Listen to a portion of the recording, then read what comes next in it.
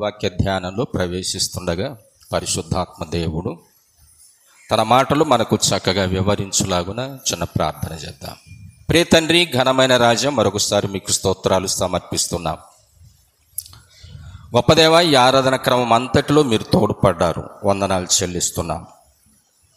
ఇప్పటి వరకు స్వరాలెత్తి సంగీత గీతములతో మిమ్మల్ని ఖ్యాతి చేశాం. ఆయా సందర్భాలలో మీతో మాట్లాడాం, సంఘ ప్రకటనలు విన్నాం. ఇక మీరు మాతో మాట్లాడబోతున్న శ్రేష్టమైన తరుణంలో తండ్రి మేము ప్రవేశించాం. అనేక సందర్భాలలో ప్రభు మేము మీతో మాట్లాడతాం, కానీ దాదాపుగా మా స్వార్థాన్ని అపేక్షించి మాట్లాడతాం. కానీ మీరు మాతో మాట్లాడే ప్రతి మాట నాయన మా మేలు కోరి, మా యోగక్షేమము కోరి మీరు మాట్లాడతారు. కనుక మీ మాటలు వింటకు మేము శ్రద్ధ కలిగి మా వీణులను మీ వైపునకు మళ్లింప చేసుకోవడానికి సహాయపడండి. దీనుడను అల్పుడను ప్రభు మీ పక్షంగా నిలిచి ఉన్నాను. నాకున్న ఈ యోగ్యతను బట్టి కాక కేవలం మీ ఆత్మశక్తితో నన్ను వాడుకొని అవసరమైన మీ మాటలు మీ బిడ్డలకు వినిపించి మీరే మహిమ చెందమని, వాక్యం వినాలని ఆసక్తి ఉన్న ప్రాంతాల్లో ప్రకటించువారు లేని కొరతలు తీర్చి, వాక్యం ప్రకటింపబడుతుండగా అంగీకరించక అవిధేయులుగా బ్రతుకుతున్నాం అనేకులను తండ్రి మీరు హెచ్చరించి నడిపించి మహిమ చెందమని కోరుతూ యేసయ్య నామములో ప్రార్థించి బ్రతిమాలి అడిగి వేడుకొనుచున్నాం తండ్రి, ఆమేన్. కొంచెం నాకు నాలుక పొక్కి ఉంది, మాటలు ఒకవేళ కొంచెం తడబాటు వస్తుందేమో గమనించండి. ప్రభునందు ప్రియమైన దేవుని బిడ్డలారా, దేవుని ఘనమైన ప్రేమలో అనుక్షణము కాపాడుతున్న తన దయలో మనందరినీ కూడా ఈ ఉదయకాల వేళ వరకు తన దయగలిగిన సజీవమైన రెక్కల నీడలో భద్రపరిచి ఆరోగ్యమునిచ్చి ఆయుష్ను పెంచి సజీవులమై ప్రభువును కీర్తించడానికి ఈ మంచి తరుణం, గొప్ప భాగ్యం దేవదేవుడు అనుగ్రహించాడు. మనందరము కూడా ఆయనకి ఎంతో కృతజ్ఞులమై ఆయన్ను ఘనపరచబద్ధులమై ఉన్నాం. ముఖ్యంగా మనము ప్రకటన గ్రంథ పరిచయం మీకు తెలియజేస్తూ ఉన్నాను. ఇందులో ప్రాముఖ్యంగా మానవులమైన మనకుండేటువంటి కొన్ని మూఢనమ్మకాలు మనం తొలగించుకోవాలి అనేటువంటి దాన్ని మనము గడిచిన ధ్యానంలో కొన్ని విషయాలు విన్నాం. అంటే ప్రకటన గ్రంథం వ్రాయబడిన ఉద్దేశాన్ని మీకు తెలియజేశాను. రోమా సామ్రాజ్య పరిపాలనలో కైసరును ఆరాధించాలనేటువంటి ఒక నియమము వారికి ఉంది. క్రైస్తవులు దాన్ని వ్యతిరేకించినందువలన క్రైస్తవులకు అనేక హింసలు వచ్చాయి.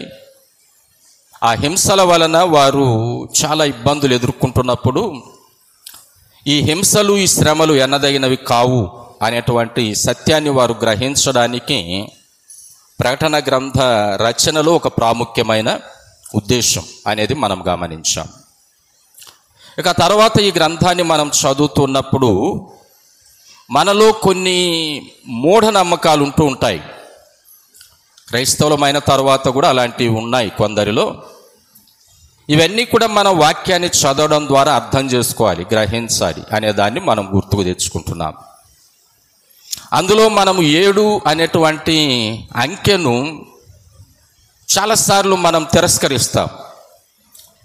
7వ తారీఖులలో ఏ శుభకార్యాలు చేయకూడదు, 7వ నెలలో ఏ శుభకార్యాలు చేయకూడదు అనేటువంటి ఆ భావనలో మనం ఉంటూ ఉంటాం.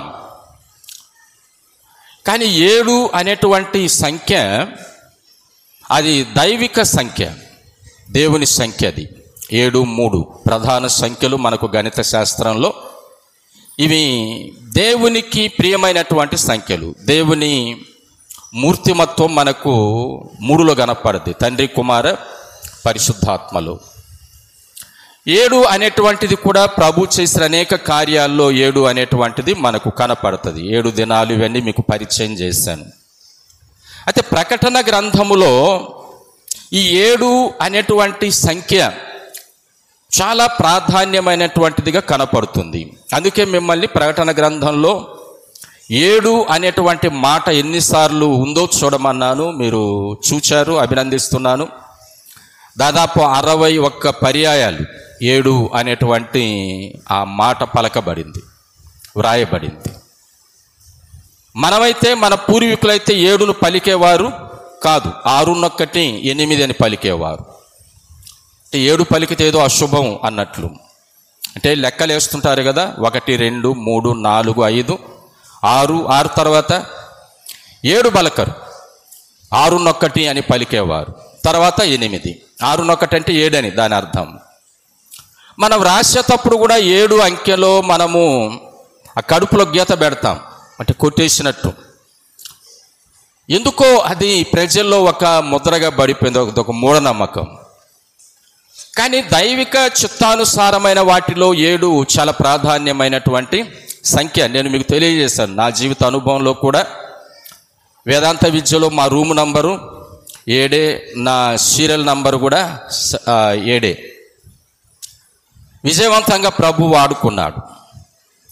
కాబట్టి మనము 7 నెలను కానీ 7 తేదీని కానీ 7 అని పలకడాన్ని కానీ 7 అని వ్రాయడాన్ని కానీ మనం అశుభముగా భావించవద్దు. ఆ నమ్మకాన్ని మనలో నుండి తొలగించుకోవాలి, తీసివేసుకోవాలి అనే దాన్ని జ్ఞాపకానికి తెస్తున్నాను. మనం గడిచిన ధ్యానంలో మనకు ప్రకటన గ్రంథంలో ఉన్నటువంటి విషయాలు గమనించాం. అందులో 7 సంఘాలు మనకు కనపడతాయి, 7 ఆత్మలు మనకు కనపడతాయి, 7 సువర్ణ దీప స్తంభాలు కనపడ్డాయి, 7 నక్షత్రాలు కనపడ్డాయి, 7 దీపములు కనపడ్డాయి. ఈ 5 గురించి మీకు కొంత పరిచయం చేశాను. ఇంకా ప్రకటన గ్రంథంలో ఈ 7 అనే సంఖ్య మీద ఉన్నటువంటి మరికొన్నింటిని మనము గమనిద్దాం. ఇందులో మనం 5వ అధ్యాయం చదువుకున్నాం. 5వ అధ్యాయంలో మనకు మొదటి వచనం చదివినప్పుడు, మరియు లోపటను వెలపటను వ్రాతగలిగి 7 ముద్రలు గట్టిగా వేసి ఉన్న ఒక గ్రంథము సింహాసనమునందు ఆసీనుడై ఉండువాని కుడి చేత చూచితిని అనే మాట తెలియజేస్తాడు. సింహాసనం మీద ఆసీనుడై ఉన్నటువంటి ఆయన కుడి చేతిలో వెలపట బయట వ్రాయబడినటువంటి ఒక గ్రంథం 7 ముద్రలు వేయబడి ఉంది అనే మాట వ్రాశాడు. సంఘాలు 7 చెప్పాడు, దీపస్తంభాలు 7 చెప్పాడు కదా, దీపాలు 7 చెప్పాడు. ఇవన్నీ 7 చెప్తూ వస్తూ ఈ గ్రంథానికి కూడా 7 ముద్రలు వేయబడ్డాయి అన్నాడు. ముద్రలు వేయటం అంటే ఏంటి? మనం ఒక దాన్ని సీల్ చేసినప్పుడు, లేక దాన్ని మనం బైండింగ్ చేసినప్పుడు దానికి సీల్ వేస్తాం. ఇంతకుముందు మన పోస్టలు వచ్చేది కదా, ఉత్తరాలు వచ్చాయి మనకు. మరి అక్కడ పోస్ట్ ఆఫీస్లో వారు దాన్ని దారంతో కట్టి దాని మీద ముద్ర వేస్తారు, సీలు. ఎవరు దాన్ని ఓపెన్ చేయడానికి లేదు. అక్కడ పోస్ట్ ఆఫీస్లో ఉన్నటువంటి వారు మాత్రమే దాన్ని ఓపెన్ చేయడానికి వారికి హక్కు ఉంటుందన్నమాట. యేసు ప్రభువును కూడా సమాధిలో ఉంచిన తర్వాత రాతిని సమాధి మీద పెట్టి ముద్రలు వేశారు. అంటే ఎవరు దాన్ని తొలగించడానికి వీల్లేదు అనేటువంటి విధంగా. కాబట్టి ఈ ముద్రలు, సీల్ వేయబడ్డం అనేటువంటిది ఏంటంటే, చాలా ప్రాముఖ్యమైనటువంటి వాటికి మనము సీలేస్తామన్నమాట. అందరూ వాటిని ఓపెన్ చేసి చూడడానికి అవకాశము ఉండదు. దానికి సంబంధించినటువంటి వారు మాత్రమే ఓపెన్ చేస్తారన్నమాట. ఈ గ్రంథము ఎవరి చేతిలో ఉంది అంటే, సింహాసనాసీనుడైనటువంటి ఆయన చేతిలో ఉంది అని అన్నాడు. సింహాసనం మీద ఎవరు ఉంటారు? రాజులు ఉంటారు, అధికారులు ఉంటారు. కాబట్టి ఒక అధికారి చేతిలో ఈ గ్రంథం ఉంది, ఒక అధికారి చేతిలో ఈ గ్రంథము ఉంది. ఆయన ఈ సృష్టికి అధిపతి, ఈ లోకానికి ఆయన అధిపతి, మనందరికీ పరిపాలకుడు ఆయన, ప్రభు ఆయన. కాబట్టి ఆయన చేతిలో ఈ గ్రంథం ఉంది, ఆయన సింహాసనం మీద కూర్చున్నాడు. అప్పుడు ఆ గ్రంథము ఎలా ఉంది అని అంటే, లోపట వెలపట అంటే 2 ప్రక్కల ఒక కాగితాన్ని మనం ఒక పక్క వ్రాసి ఒక పక్క వదిలేస్తుంటాం కొన్ని సందర్భాల్లో. కానీ 2 పక్కల వ్రాయబడింది. అంటే గ్రంథం అంతా ఫుల్ చేయబడింది. దానిలో ఏది కలపడానికి అవకాశము లేదు, దేన్ని తీసివేయడానికి అవకాశము లేదన్నమాట. అలాంటి గ్రంథం అది. దాంట్లో మనం ఏమి కలపడానికి మరలా తీసివేయడానికి అవకాశం లేనటువంటి ఒక గ్రంథం. తర్వాత ఆ గ్రంథం ఎక్కడుందంటున్నాడు? ఆ వ్యక్తి యొక్క, లేక సింహాసనాసీనుడై ఉన్నటువంటి వ్యక్తి యొక్క కుడి చేతిలో ఉంది అని అన్నాడు. కుడి చేతితో మనము పవిత్రమైన వాటిని మాత్రమే ముట్టుతాం, అపవిత్రమైన వాటి అన్నింటినీ ఎడమ చేతితో కదా. ఏదైనా అపవిత్రమైన దాన్ని మనం ఎడమ చేతితో తీసేస్తాం, పవిత్రమైన వాటిని కుడి చేతితో మనం పట్టుకుంటాం. కాబట్టి ఈ గ్రంథము ఎంత పవిత్రమైనటువంటి గ్రంథము కూడా మనం అర్థము చేసుకోవాలి. ఆయన కుడి చేతిలో ఆ గ్రంథం ఉంది అనేటువంటి మాట తెలియజేశాడు. కాబట్టి ఆ గ్రంథానికి 7 ముద్రలు వేయబడ్డాయి అంటున్నాడు. 7 ముద్రలు. 2 అయితే సరిపోదా? ఒకవేళ చాలా ప్రాముఖ్యమైతే 3 అయితే సరిపోదా? లేకపోతే 4 అయితే సరిపోదా? ఎందుకు 7ను ప్రకటన గ్రంథంలో ఇంత విరివిగా దేవదేవుడు నాడు యోహానుకు చూపించిన ఆ దర్శనంలో, ఆయన చూచేటువంటి ఆ దర్శనంలో ఈ 7ని ఇంత ప్రాధాన్యంగా చూపించాడు అనేటువంటిది మనము గమనిస్తే అది సంపూర్ణతకు గుర్తు. ఇంకేమీ మనం అనుమానించాల్సిన, సందేహించాల్సిన అవసరము లేదు. దాన్ని అన్యాక్రాంతం చేయడానికి కూడా అవకాశము లేదు అనేటువంటి ఆ భావన ఉట్టిపడేటువంటి విధంగా దేవుడు 7 అనేటువంటి ఆ సంఖ్యను ఆయన తీసుకున్నాడు. 7 సంఘాలను మనకు చూపించాడు. ప్రకటన గ్రంథం వ్రాయబడే కాలం వరకు 7 సంఘాలే కాదు భూమి మీద ఉంది. చిన్నాసియా ప్రాంతంలో ఇంకా కొన్ని సంఘాలు ఉన్నాయి, కానీ వాటి పేర్లు వ్రాయబడలేదు. 7 సంఖ్యను తీసుకున్నాడు.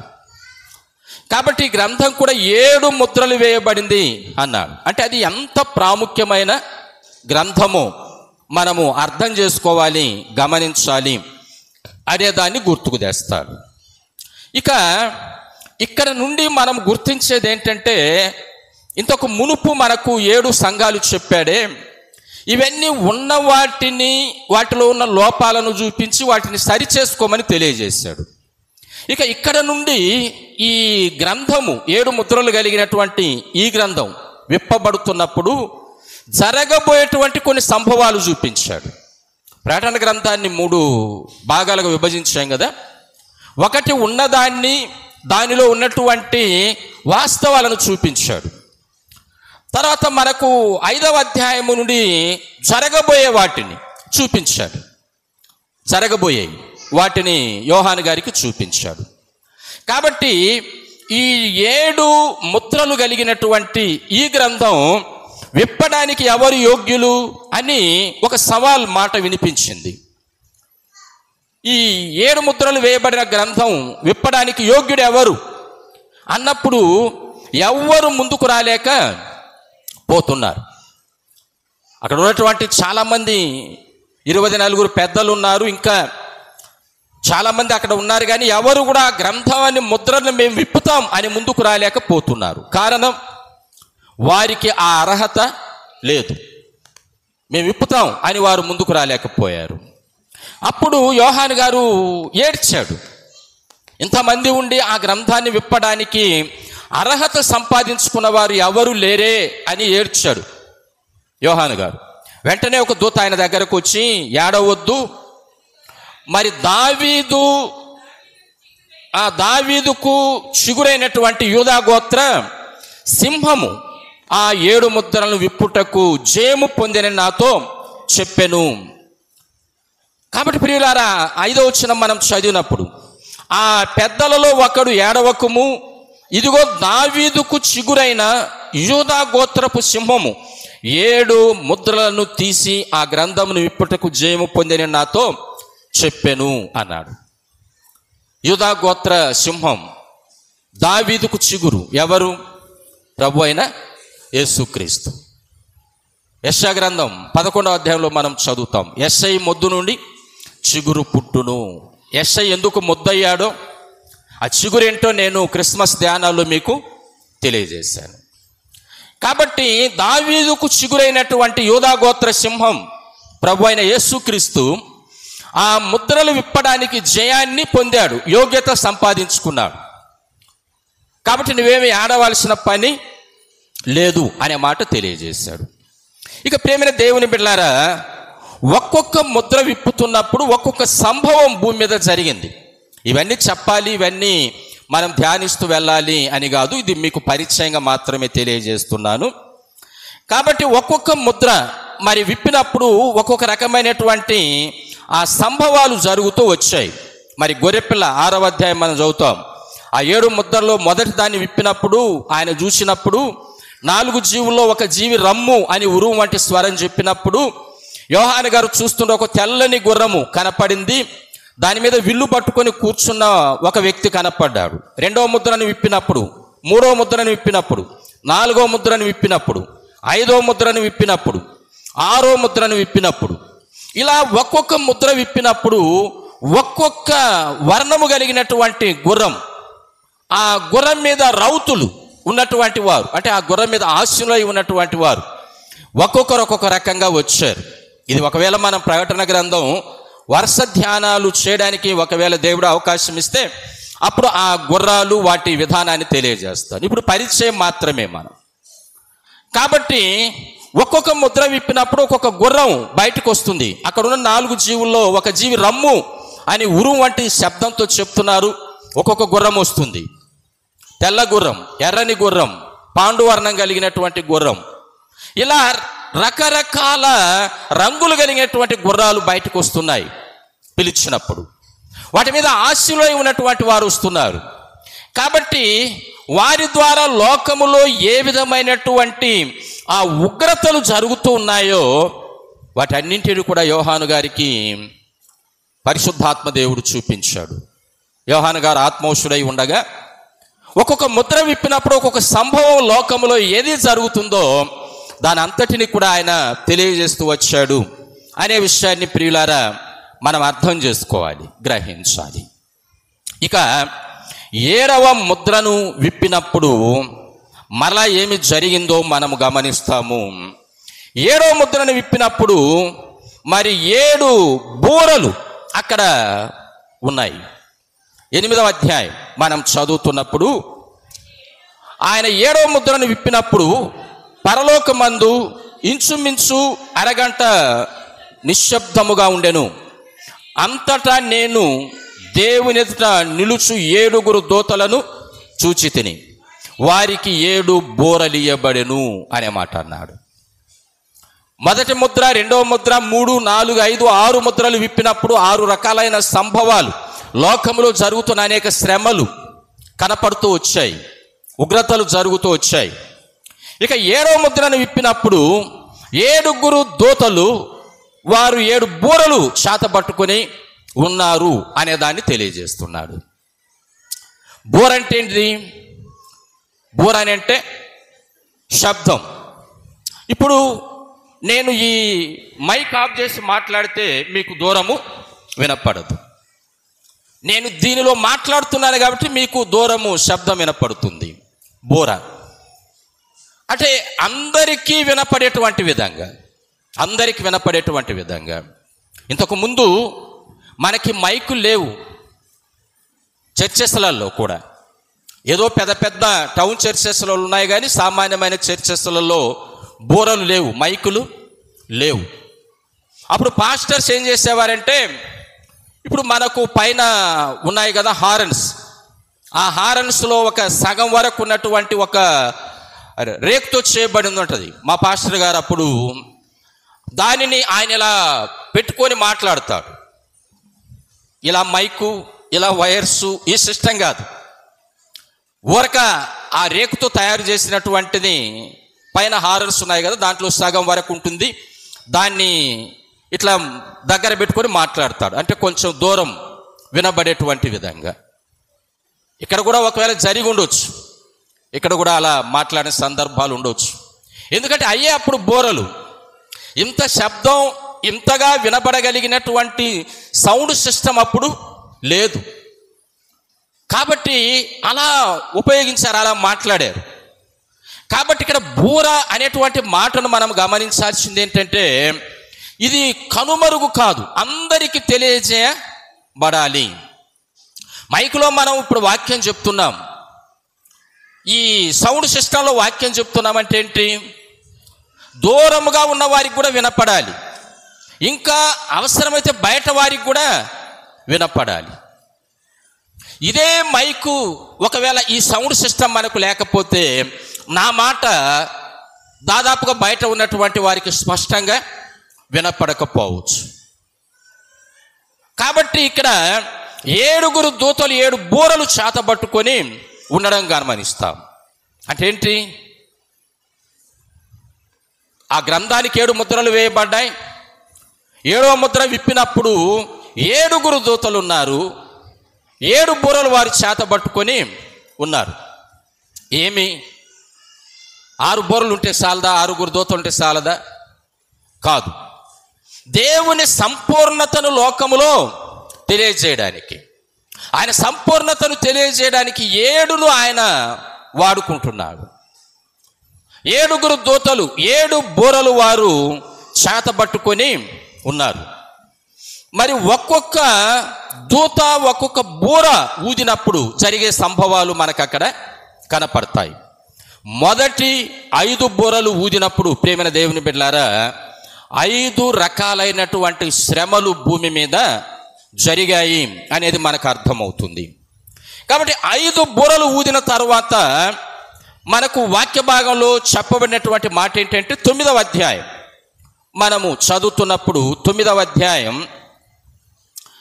12వ వచనం చదివితే, మొదటి శ్రమ గతించెను, ఇదిగో మరి 2వ శ్రమ ఇటు తరువాత వచ్చును అని అన్నాడు. కాబట్టి ఒక్కొక్క బూర ఊదినప్పుడు దాదాపుగా మనం ఈ 8వ అధ్యాయం 6వ వచనం చూస్తాం. అంతటా ఆ 7 బూరలు చేతబట్టుకున్నటువంటి 7 ఆ దేవదూతలు మరి ఊదుటకు సిద్ధమయ్యారు. మొదటి దూత బూర ఊదింది 7వ వచనంలో, 2వ దూత బూర ఊదింది 8వ వచనంలో, 3వ దూత బూర ఊదింది 10వ వచనంలో, 4వ దూత బూర ఊదింది 12వ వచనంలో, 5వ దూత బూర ఊదింది 9వ అధ్యాయంలో. ఒక్కొక్క దూత ఒక్కొక్క బూర ఊదుతున్నప్పుడు ఒక్కొక్క రకమైనటువంటి సంభవం భూమి మీద జరుగుతూ వచ్చింది. ఒక సందర్భాన్ని మనము గమనిస్తే అక్కడ మొదటి దూత బూర ఊదినప్పుడు రక్తముతో మిళితమైన వడగండ్లు అగ్నియు పుట్టి భూమిపైన పడవేయబడెను. అందువలన భూమిలో 3వ భాగం కాలిపోయాను, చెట్లలో 3వ భాగం కాలిపోయాను, పచ్చగడ్డి అంతయు కాలిపోయాను. శ్రమ. అలాగే 2వ దూత బూర ఊదినప్పుడు జరిగింది. 2వ దూత బూర ఊదినప్పుడు అగ్ని చేత మండుచున్న పెద్ద కొండ వంటిది ఒకటి సముద్రములో పడవేయబడెను. అందువలన సముద్రంలో 3వ భాగం రక్తమాయను, సముద్రంలోని ప్రాణము గల జంతువులో 3వ భాగం చచ్చెను, ఓడల్లో 3వ భాగం నాశనము ఆయను. అలా 3వ దూత, 4వ దూత, 5, 6 దూతలు ఆ బూరలు ఊదుచు ఉన్నప్పుడు, ఒక్కొక్క దూత ఒక్కొక్క బూర ఊదుచున్నప్పుడు ఒక్కొక్క సంభవం భూమి మీద జరుగుతూ వచ్చింది. కాబట్టి ఈ 5 దూతలు బూరలు ఊదినప్పుడు వచ్చిన శ్రమ అది మొదటి శ్రమ అని తెలియజేశాడు. అదే 12వ వచనంలో 9వ అధ్యాయం, మొదటి శ్రమ గతించెను, ఇదిగో మరి 2 శ్రమలు అటు తరువాత వస్తాయి అనే మాటను తెలియజేశాడు. ఇక ఆ తర్వాత 6వ దూత బూర ఊదింది, 7వ దూత బూర ఊదింది. మరి ఈ దూతలు బూర ఊదినప్పుడు మరికొన్ని శ్రమలు, మరికొన్ని సంభవాలు భూమి మీద జరిగాయి. ఇవన్నీ ప్రియమైన దేవుని బిడ్డలారా మరి ప్రత్యేకంగా మనం గమనించాల్సింది ప్రభు రాకడకు ముందుగా జరిగేటువంటి ప్రవచన విధానాలుగా మనం వాక్య భాగంలో చూస్తాం. కాబట్టి 6వ దూత 7వ దూత బోర ఊదినప్పుడు 7వ దూత బోరలు ఊదినప్పుడు మరి ఆ 2వ శ్రమ గతించింది అని తెలియజేశాడు. 14 వచనం గమనించండి.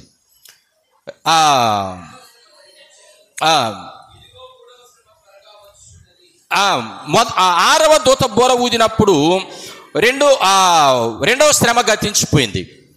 ఆ తర్వాత 7వ దూత బోర ఊదినప్పుడు 3వ శ్రమ వచ్చింది.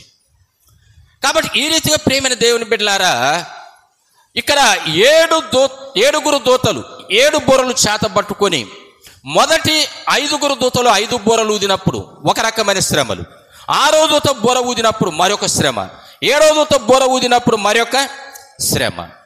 ఇలా భూమి మీద కొన్ని సంభవాలు జరుగుతూ వచ్చాయి. భూమి మీద కొన్ని సంభవాలు జరుగుతూ వచ్చాయి అనేదాన్ని మనం గమనించాలి.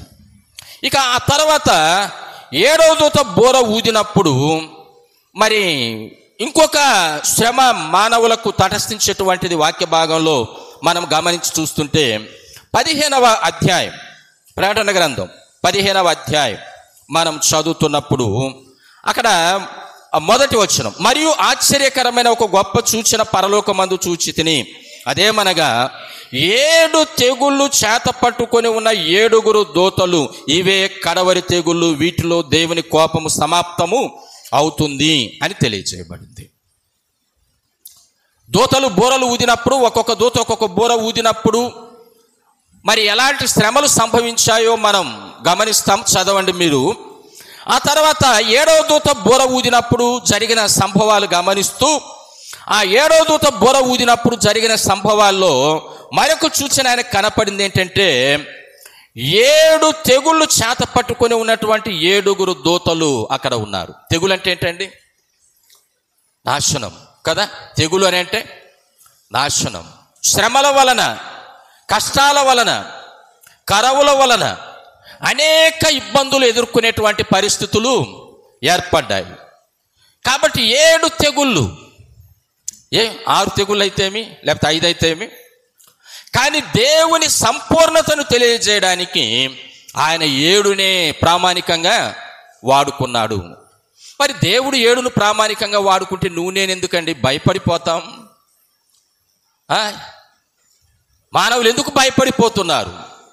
దేవుడే ఆ సంఖ్యను ప్రామాణికంగా వాడుకుంటే మనం ఎందుకు 7వ తేదీ వద్దు, 7వ నెల వద్దు, ఏదైనా కార్యాలు, శుభకార్యాలు చేయాలంటే వద్దు అని మనం అంటున్నాం.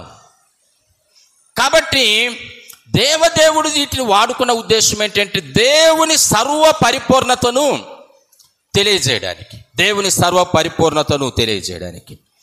కాబట్టి 7 తెగుళ్ళు చేత పట్టుకొని ఉన్నటువంటి 7 దూతలు మరలా వారికి కనపడ్డారు. ఇవే కడవరి తెగుళ్ళు, దేవుని కోపం ఇంతటితో పరిసమాప్తం అవుతుంది అనేటువంటి మాటలు తెలియజేశాడు. ఇక ఒక్కొక్క తెగులు ఏ రీతిగా సంభవించిందో ప్రియులారా, మనము ఆ తర్వాత ఆ విషయాలను గమనిస్తూ వస్తూ ఉంటే మనకు తెలియజేయబడతాయి. ఒక్కొక్క పాత్ర వారి చేతుల్లో ఉంది. ఒక్కొక్క పాత్రను వారు భూమి మీద కుమ్మరించినప్పుడు ఒక్కొక్క తెగులు భూమి మీద సంభవం అవుతుంది. యోహాను గారు ఆత్మవశుడై పరవశై ఆ సంగతులను ఆయన చూస్తున్నాడు, వాటిని ఆయన గమనిస్తున్నాడు. వీటిని వ్రాయి, వీటిలో ఉన్నటువంటి విషయాలను వ్రాసి ఆ 7 సంఘాలకు పంపించమన్నాడు. అంటే ఏంటి? ఎఫెసు, స్మరణ, మరి తుయతైరా, ఫిలదెల్ఫియా, సార్దిస్సు, లవోదిక, ఇవే కాదు, 7 సంఘాలకు పంపమంటే అన్ని సంఘాలకు. ఎందుకంటే ఆయన దృష్టిలో 7 సంపూర్ణతను తెలియజేస్తుంది కాబట్టి అన్ని సంఘాలకు పంపాలనేటువంటిది. కాబట్టి ఒక్కొక్క తెగులు ఎంత భయంకరంగా జరుగుతూ వచ్చిందో ప్రియమైన దేవుని బిడ్డలారా, మనము వాక్య భాగంలో గమనిస్తే 16వ అధ్యాయం 2వ వచనంలో, అంతటా మొదటి దూత వెలపలికి వచ్చి తన పాత్రను భూమి మీద కృంభరింపగా ఆ క్రూర మృగము యొక్క ముద్రగల వానికిని వాని ప్రతిమకు నమస్కారము చేయు వారికిని బాధాకరమైన చెడ్డ పుండు పుట్టెను. చెడ్డపుండు అంటే ఏంటండి? క్యాన్సరే కదా. ఇప్పుడు మనకు వచ్చేటువంటి వ్యాధుల్లో శరీరంలో ఒక పుండు పుట్టింది అని అంటే ఏంటది? మరణకరమైన రోగం అని హిజ్కియాను గూర్చి రాశాడు. అంటే క్యాన్సర్ పుండేది. కాబట్టి మొదటి దూత ఆ పాత్రను, ఆ తెగులును, ఆ పాత్రను కుమ్మరించినప్పుడు ఆ మొదటి తెగులు వచ్చింది. ఆ తెగులు ఏంటనంటే క్రూర మృగమునకు నమస్కారము చేయు వారికి బాధాకరమైన చెడ్డ పుండు పుట్టెను. అంటే దేవుణ్ణి వదలి దేవునికి విరోధైనటువంటి క్రూర మృగానికి నమస్కరించి క్రూర మృగం యొక్క ముద్ర వేయించుకున్నారే, వారికి భయంకరమైన చెడ్డపుండు పుట్టింది అనేటువంటి మాటలు తెలియజేస్తాడు. రెండవ దూత తన పాత్రను సముద్రములో కృమ్మరింపగా సముద్రము పీనుగ రక్తము వంటిదాయను, అందువలన సముద్రములో ఉన్న జీవులన్నీ చనిపోయెను అని తెలియజేశాడు. మూడవ దూత తన పాత్రను నదులలో జలధారల్లో కృమ్మరింపగా అవి రక్తము ఆయను. అప్పుడు వర్తమాన భూత భవిష్యత్ కాలంలో ఉండు పవిత్రుడ, పరిశుద్ధుల రక్తమును ప్రవక్తల రక్తమును వారు కార్చినందుకు తీర్పు తీర్చి వారికి రక్తము త్రాగనిచ్చితివి. దీనికి వారు పాత్రులే. నీవిలాగు తీర్పు తీర్చితివి గనుక నీవు న్యాయవంతుడవని జనముల దేవదూతలు చెప్పగా వింటిని. పరిశుద్ధుల రక్తాన్ని మరి పారజేసిన వారు, పరిశుద్ధుల రక్తాన్ని చిందించినటువంటి వారు త్రాగడానికి వారికి రక్తం తాగుతామండి. కానీ ఆ మూడవ తెగులు ఏమైపోయిందంటే, మరి ఆ తెగులు వలన అంతా నీరంతా కూడా ఒక రక్తముగా మార్చబడింది. ఈ రీతిగా ఈ 7 తెగుళ్ళు మనం గమనించి చూస్తుంటే 7 రకాలైనటువంటి బాధలు, శ్రమలు మానవులకు భూమి మీద జరుగుతూ వచ్చాయి అనేటువంటిది మనము వాక్య భాగాన్ని బట్టి అర్థం చేసుకోవాలి. కాబట్టి 7 ముద్రలు కలిగినటువంటి గ్రంథం విప్పినప్పుడు 7 సంభవాలు, 7 దేవదూతలు వారి బూరలు ఊదినప్పుడు కొన్ని సంభవాలు, 7 దేవదూతలు వారి పాత్రలు కుమ్మరించినప్పుడు 7 తెగుళ్ళు భూమి మీద ఎంత భయానకంగా వచ్చాయి అంటే మనం వాటిని ఊహించడానికి, వాటిని జీర్ణించుకోవడానికి కూడా మనకు అంత భయాన్ని, ఆందోళన పుట్టించేటువంటివి. ఇవి అలంకారూపకంగా వ్రాయబడినవి కాదు, మనల్ని ఏదో భయపెట్టడానికి వ్రాయబడినటువంటివి కావు. జరగబోయేటువంటి వాస్తవ సత్యాలను ఆయన మనుషులకు చూపిస్తున్నాడు. వాటిని బట్టి మానవులలో మార్పు రావాలి. మానవులు వాటిని బట్టి వారి ప్రవర్తన సరిదిద్దుకోవాలి. వారు ఈ శ్రమలలో, ఈ బాధలలో, ఈ కష్టాలలో, ఈ తెగుళ్ళలో వారు చిక్కుకోకుండా ఉండడానికి వారు వీటిని తెలుసుకున్న తర్వాత వారిలో మార్పు రావాలి. మనం ఒక మార్గాన వెళుతున్నామండి. ఈ మార్గాన వెళితే మరి ఇక్కడ ఏదో ఒక లోయ ఉంది, లేకపోతే ఈ మార్గాన వెళితే ఇక్కడ ఏదో క్రూర మృగాలు ఉన్నాయి, ఈ మార్గాన వెళితే ఒకవేళ ఎవరైనా దారి దోపిడీ చేస్తారు అంటే మనం వెళ్తామండి? వెళ్ళం కదా.